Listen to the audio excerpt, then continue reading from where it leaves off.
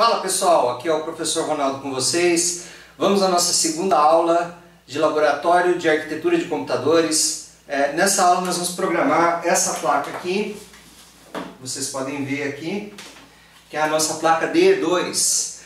Nós vamos implementar o programa que nós discutimos na aula passada nessa placa aqui, e também nós vamos falar sobre os componentes necessários aí para a gente poder implementar o nosso processador em VHDL. Então vamos para a nossa segunda aula. Então vamos iniciar o ambiente Quartos 2 da Altera clicando duas vezes sobre o ícone.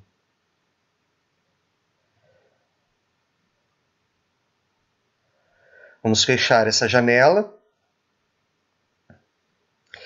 E a primeira coisa que eu gostaria de falar para vocês é a versão do Quartos 2 que eu estou utilizando, ok? Então eu vou vir aqui no About, Quartos 2 64-bit, e eu vou ver aqui que a versão instalada é o Quartos 2 64 bits, 13.0.1, Service Pack 1, ok? Então essa é a versão que nós estamos utilizando aqui. Então agora nós vamos iniciar um novo Project Wizard, então New Project Wizard aqui. Vamos clicar em Next. E aqui nós vamos escolher o diretório de trabalho para o nosso projeto. Então, eu vou clicar aqui nos três pontinhos. Vou vir aqui no Meus Documentos. Vou vir aqui em Lab de Arquitetura, criar uma nova pasta aqui. Essa nova pasta eu vou chamar de Exemplo 01. Vou selecionar essa nova pasta. Selecionar pasta. E aqui eu vou dar o nome para o meu projeto. O nome para o meu projeto que eu vou dar aqui vai ser o mesmo nome da Top Level Entity do meu projeto, tá? Da entidade mais alto nível do meu projeto. Então eu vou chamar esse projeto de Gates to Top. Veja que o nome do projeto aqui é o mesmo nome da entidade de mais alto nível do projeto. Vou clicar em Next. E aqui eu posso adicionar arquivos para o meu projeto. Se você tiver os arquivos e eles estiverem no diretório do projeto, você pode adicioná-los por aqui. Mas nós vamos pular essa etapa aqui. Em seguida, nós vamos selecionar aqui a família do meu dispositivo. No caso, meu dispositivo é da família Cyclone 2.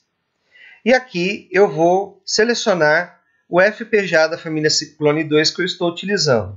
No caso, EP2C35 F672C. É esse dispositivo aqui. Ok? Vou dar Next. Vou dar Next, porque eu não vou usar nenhuma ferramenta EDA aqui. E vou clicar em Finish. Então, ele vai criar o meu projeto aqui. Ok? Em seguida, eu vou vir aqui em New. E vou selecionar aqui VHDL File. E vou dar OK. E aí eu vou adicionar os meus arquivos. O primeiro deles que eu vou adicionar é o Gates2 VHDL. Então vou selecionar todo mundo aqui, copiar, fechar isso aqui, paste, e aí eu vou salvar esse arquivo. Vou chamá-lo de gates2.vhdl. Veja que o nome que eu dou para o meu arquivo é o mesmo nome da minha entidade, ok? E vou salvar no exemplo 01 aqui, no diretório exemplo 01 aqui na raiz do exemplo 01. Muito bem. Agora eu vou vir aqui em Project, Add Current File to Project, adicionar o arquivo atual para o projeto. Vou vir aqui criar um novo arquivo, New, VHDL File, ok. Vou vir aqui e selecionar aqui todo mundo do Gates2 Top. Vim aqui, copiar, paste. Vou salvar aqui, salvar o meu arquivo. Vou chamar de Gates2 Top, veja que o nome já está Gates2 Top aqui, vou salvar. E vou vir aqui em Add Current File to Project. Ok? Muito bem. Feito isso, eu posso compilar o meu projeto. Então, eu vou clicar nesse botão aqui, Start Compilation, e o meu projeto vai ser compilado. Veja que a primeira coisa que ele roda é análise e síntese, que é a compilação via HDL. Ela passou. Agora eu vou fazer o place and route, ok?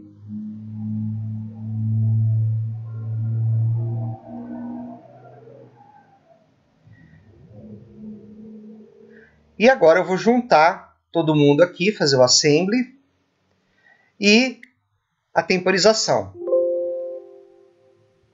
Veja que a compilação foi feita com sucesso, com apenas 12 warnings aqui que a gente pode ignorar. Vou clicar em OK e vocês podem ver aqui que apareceu Gates2 Top e Gates2, que é uma subunidade do Gates2 Top. Ok? Vamos agora simular o nosso projeto. Para simular o meu projeto, eu tenho que criar um waveform. Então, eu vou vir aqui, File, New, University Program Vector Waveform. Vou clicar em OK. E ele vai abrir essa tela aqui para mim do meu simulador. Vou vir aqui do lado esquerdo, clicar com o botão direito, Insert Node or Bus. O Node or Bus que eu vou inserir aqui tem que ter o mesmo nome de uma entidade, tem que ter o mesmo nome de uma porta na entidade top level, ok? Então eu vou colocar aqui Switch, SW, tá? Que é um dos itens da porta da entidade top level. Um dos itens da porta da entidade top level é o Switch. O Switch é input, ok? Então eu vou clicar em OK aqui. Veja que ele colocou uma linha aqui de barramento, tá? E ele colocou dois valores aqui. Por quê? Porque o meu switch ele tem dois elementos, o switch 1 e o switch 0, ok? Vou clicar com o meu botão direito aqui, Insert Node or Bus. E eu vou clicar aqui LD, LD de LED. Só que LED é o quê? Output. Então eu vou clicar aqui Output e vou dar OK. Veja aqui que ele colocou os valores de LED aqui e todos esses valores eles estão inicialmente indefinidos, ok? Agora eu vou definir as minhas entradas. Vou clicar aqui em Switch 0 e vou clicar nesse botãozinho aqui de Clock, de Count, ok? Clico nesse botão aqui, o Start Value vai ser 0 e eu vou incrementar, vou contar a cada 20 nanosegundos, ok? Então ele vai contar 0, 1, 0, 1, 0, 1. A cada 20 segundos ele vai contar 0, 1. Ok? Vou apertar em OK aqui. E aqui eu tenho esse sinal definido. Vou clicar aqui nesse sinal SW1 aqui. Clicar aqui em Count. Tá? E eu vou escolher aqui o dobro do valor anterior. O valor anterior era 20, então eu vou colocar 40 aqui. Se tivesse 3 bits, você ia colocar o dobro de 40, que seria 80, ok? Então, vou dar OK aqui. E assim a gente tem todos os valores possíveis para switch 0 e switch 1, ou seja, 0, 0, 0, 0, 0, 1, 1, 0, 1, 1, e depois volta 0, 0, 0, 1 e assim por diante, ok? Para começar a nossa simulação, eu vou clicar nesse botão aqui, Run Functional Simulation, ok? Então, vou clicar nesse botão. Ele diz que a waveform foi modificada, se eu quero salvar as mudanças. Vou clicar em Yes, tá? Vou salvar essa waveform como Gates2 Top .waveform, Vector Waveform. Ok? Vou salvar aqui e ele vai começar a minha simulação. Veja que aqui é um script TCL, TK, tá? TickleTK aqui, um script TickleTK que está fazendo a simulação aqui para mim. Tá? E agora ele vai abrir uma outra janela aqui com o resultado da minha simulação. Então vou clicar aqui em maximizar e aqui nós podemos ver os resultados. Se eu clicar aqui eu vejo os resultados dos bits individuais. e aqui eu vejo o resultado a partir de qual momento o resultado variou aqui e os valores resultantes aqui da simulação em cada instante de tempo, ok? Então aqui nós fizemos uma simulação funcional e agora nós vamos ver como nós implementamos, como nós mapeamos essa Top Level Entity para a nossa placa DE280, ok? Para fazer a atribuição dos elementos de uma porta de uma entidade para os pinos do FPGA, como é o caso que a gente vai fazer aqui, onde você tem chaves e LEDs, se você tem uma placa montada, como é o caso no momento, né, você precisa saber quais pinos do FPGA estão ligados nas chaves da sua placa e quais pinos do FPGA estão ligados nos LEDs da sua placa. Tá?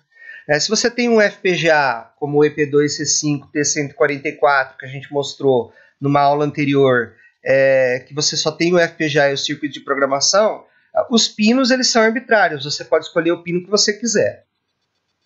Mas no caso de você ter uma placa montada, tá? Esses pinos não são arbitrários, você precisa saber quais pinos estão ligados nas chaves e quais pinos estão ligados no LED. Como é que você sabe isso? Você vai ter que pegar o manual de referência da sua placa. Então aqui nós temos o manual de referência da placa DE280, tá? E aqui temos uma seção usando LEDs e switches, tá? Então aqui nós temos os switches, né? As chaves aqui, né? Aqui é Resistor Network, RN, tá?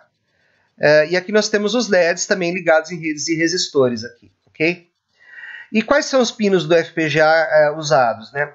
Então, o pino usado na chave 0 é o N25, usado na chave 1 é N26. Então, N25 e N26 são os que nós vamos utilizar aqui para as chaves, tá? E para os LEDs, tá?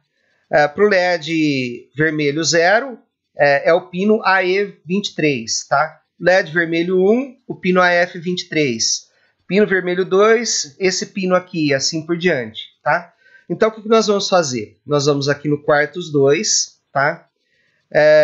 Assignments, device já está atribuído, a gente já atribuiu no começo da aula, que é o EP2C35F672C6, tá? E aqui nós vamos no Pin Planner para atribuir aqui as entradas aqui das portas, tá? As entradas e saídas das portas aqui aos pinos do FPGA, ok? Então aqui no switch 0 você vai ter que dizer a localização do switch 0, tá? Como é que você vai fazer isso aqui? Você vem aqui, tá? Então, switch 0 está onde? Pin N25. Então, você vai vir aqui, tá? No Pin Planner e vai digitar Pin N25. E vai dar Enter. Ok? E aqui ele já preenche automaticamente para você o banco de I/O e o grupo de voltagem de referência aqui, tá? Então, switch 0, Pin N25. Switch 1, Pin N26. Então, vim aqui, tá? Pin Planner, Switch 1, Pin N26. E aí vai preenchendo, né? LED 0, vamos lá, vamos olhar o LED. Aí depende se você quer LED vermelho, se você quer LED verde, tá? Nós vamos preencher com LED vermelho. Então, Pin AE23 aqui, ok? Pin AE23. Ok? E aí você vai preencher os outros pinos aí, tá ok? Então, após ter feito o preenchimento aí da localização dos pinos no seu FPGA, você vai fechar o Pin Planner, vai vir aqui no Gates to Top, clicar aqui e vai compilar novamente a sua descrição.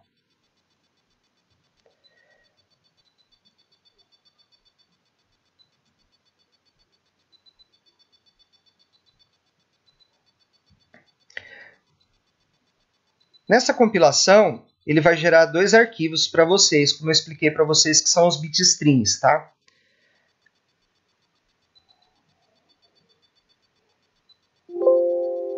Veja que a compilação foi feita com sucesso, ok?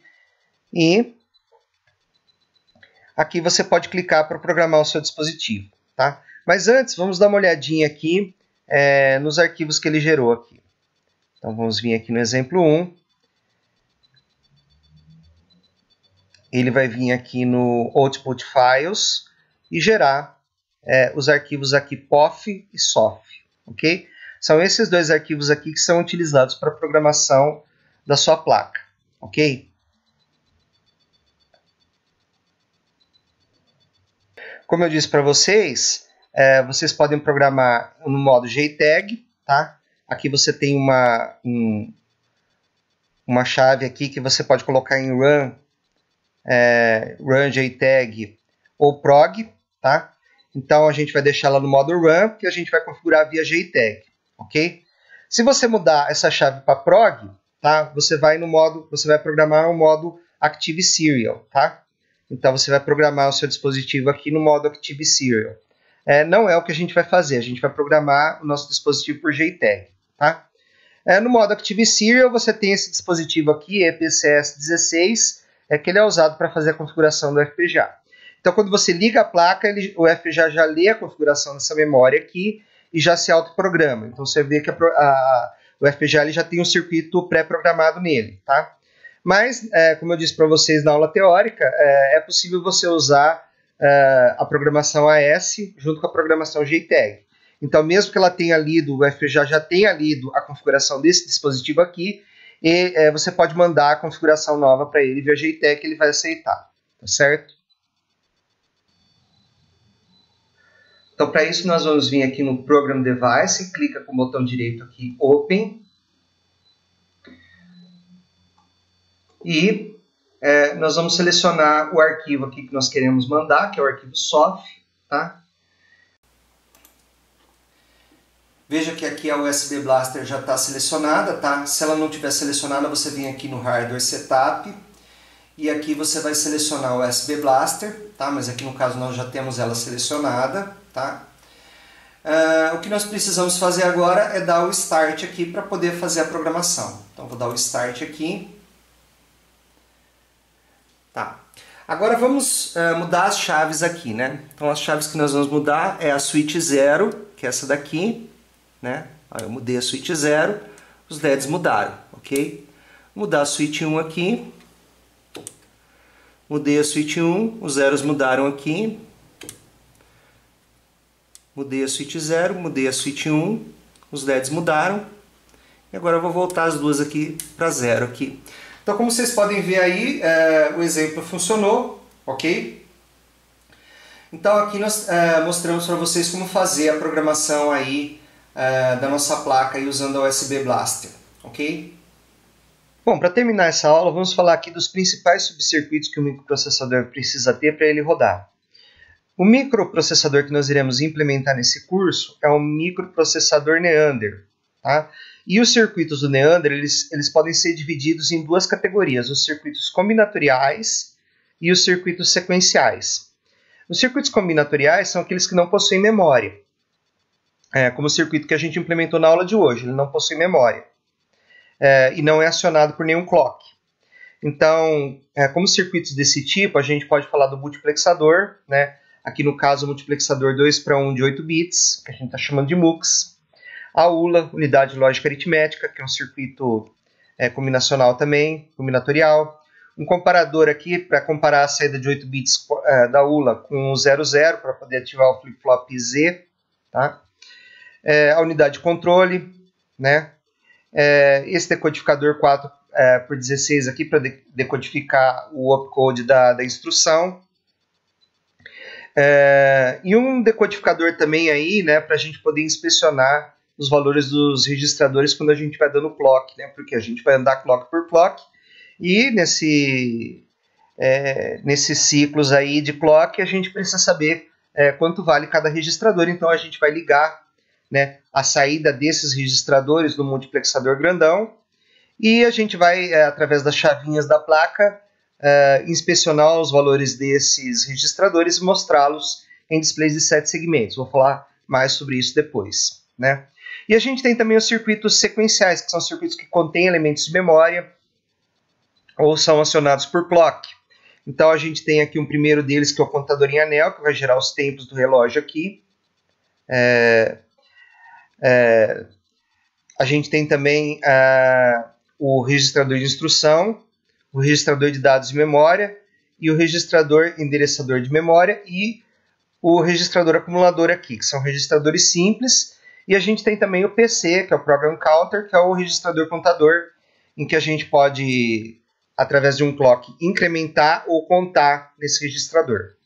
A memória também é considerada aqui um circuito sequencial, e ela pode ser do tipo RAM, né, ou do tipo ROM. Né? Na verdade, nós vamos ter as duas. Nós vamos ter uma memória RAM, né, em que nós poderemos escrever coisas, e uma memória ROM, onde vai ficar o nosso programa. Ok? Temos também os flip-flops NZ aqui, que irão armazenar aqui o status da ULA, tá? O registrador de flags aqui, que vai armazenar depois do final de cada instrução o status da ULA aqui, tá certo? Então, o que nós precisamos de circuitos combinatoriais, né? E que nós iremos discutir aí nas próximas aulas, tá? Então, nas próximas aulas, nós estaremos falando de cada um desses circuitos aqui, implementando cada um deles, tá? Então, nós temos um multiplexador 2:1 de 8 bits, tá? Que no caso é esse MUX aqui, ok? Um multiplexador 8x3 de 8 bits, que é aquele que eu falei que a gente vai utilizar para inspecionar os valores dos registradores. Um decodificador de números binários de 4 bits para 7 segmentos. Ele não está mostrado na figura aí anterior que eu mostrei para vocês, mas a gente vai precisar implementá-lo para a gente poder mostrar os valores dos registradores em displays de 7 segmentos. Então a gente tem que fazer uma conversão de 4 bits para 7 segmentos. Tá? A unidade lógica aritmética, um comparador de 8 bits, que a gente vai colocar na saída da unidade lógica aritmética aqui. Tá? Um decodificador 4x16, que é esse decodificador aqui, tá? Que a gente vai colocar na saída do RI aí, ok? A unidade de controle, que também é um circuito combinacional, tá? Então a gente tem aqui a unidade de controle. E esses são circuitos combinatoriais aí que nós temos na nossa arquitetura. Temos também os circuitos sequenciais, os flip-flops NZ, o contador em anel, que eu falei para vocês, né? Pode ser um contador de 3 bits também, ligado no decodificador, né? Então você escolhe aí se você quer um contador em anel ou um contador de 3 bits ligado no decodificador, dá na mesma, tá? Nós temos registradores de 8 bits aí, 4 registradores de 8 bits, um registrador contador, que é o PC, 2 memórias, uma RAM e uma ROM, com circuito de decodificação, que a gente não está falando aqui, mas é um circuito combinatorial também, combinacional, que a gente vai colocar depois, e um circuito de clock e filtro de clock. O filtro de clock, tá, ele é necessário para você tirar o debounce, tá? Então aí nas próximas aulas nós vamos estar implementando cada um desses circuitos para vocês, tá? E essa foi uma aula introdutória aí de como que a gente faz a programação de FPGAs aí na placa, tá? A gente vai falar sobre, quando a gente falar de display de 7 segmentos, a gente vai falar da técnica de multiplexação, tá? Que é muito útil quando você tem um FPGA com poucos pinos. E nós vamos implementar também cada um desses circuitos aí para vocês, tá bom? Então essa foi a aula de hoje, bons estudos!